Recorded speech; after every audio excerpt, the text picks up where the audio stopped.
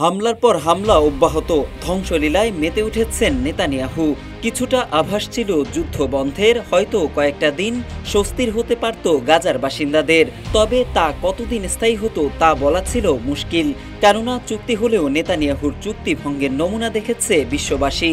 একদিকে গাজার বাসিন্দাদের লাশের মিছিল বড় হচ্ছে, আরেকদিকে নেতানিয়াহুর সেনাদের অভিযানের মেয়াদও বাড়ছে। নতুন ঘোষণা ইসরায়েলের প্রধানমন্ত্রীর, যুদ্ধ চালিয়ে যেতে চান তিনি। আল জাজিরা ও রয়টার্সের প্রতিবেদনে বলা হয়েছে, ফিলিস্তিনের স্বাধীনতাকামী সশস্ত্র সংগঠন হামাসের যুদ্ধবিরতি প্রস্তাবের প্রত্যাখ্যান। ফলস্বরূপ বেঁকে বসেছেন বেনিয়ামিন নেতানিয়াহু। তার ঘোষণা, যুদ্ধ চালিয়ে যাবেন তিনি। শুধু ঘোষণা দিয়েই ক্ষান্ত হননি ইসরায়েলের প্রধানমন্ত্রী। ইতোমধ্যে হামলা জোরদারের নির্দেশ দিয়েছেন আইডিএফকে। গতকাল 19 এপ্রিল দেওয়া এক ভাষণে নেতানিয়াহু লড়াই চালিয়ে যাওয়া ছাড়া উপায় নেই বলে জানিয়েছেন। তিনি বলেন, যুদ্ধের জন্য যখন চরম মূল্য দিতে হচ্ছে, তখন ইসরায়েলের জয় না হওয়া পর্যন্ত তাদের অস্তিত্ব রক্ষার জন্য লড়াই চালিয়ে যাওয়া ছাড়া আর কোনো উপায় নেই। বাংলাদেশের প্রথম 5D AI ইনভার্টার যুক্ত সর্বোচ্চ বিদ্যুৎ সাশ্রয়ী যমুনা এয়ার কন্ডিশন। এদিকে গতকাল শনিবার 19 এপ্রিলের হামলাতেই মারা গেছেন 52 জন ফিলিস্তিনি। গত 18 মাসের বেশি সময় ধরে চলা এই যুদ্ধে 51,000-এর বেশি মানুষ মারা গেছেন এবং আহত আছেন লাখের বেশি ফিলিস্তিনি।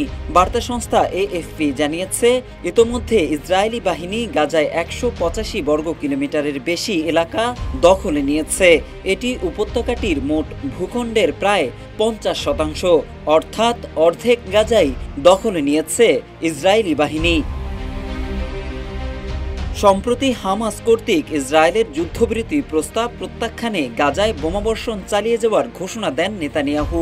বলেন, তারা যদি এখন হামাসের দাবি মেনে নেন, তাহলে তাদের বিশাল অর্জন একেবারেই নষ্ট হয়ে যাবে।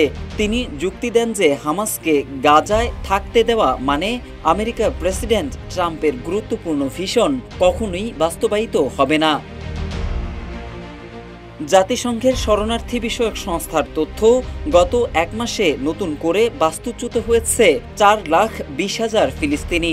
গাজার সরকারি মিডিয়া অফিস বলছে, মৃতের সংখ্যা 61,700 ছাড়িয়েছে। তবে প্রকৃত সংখ্যা আরও বেশি হতে পারে, কারণ ধ্বংসস্তূপের নিচে চাপা পড়ে আছে আরও অনেকে।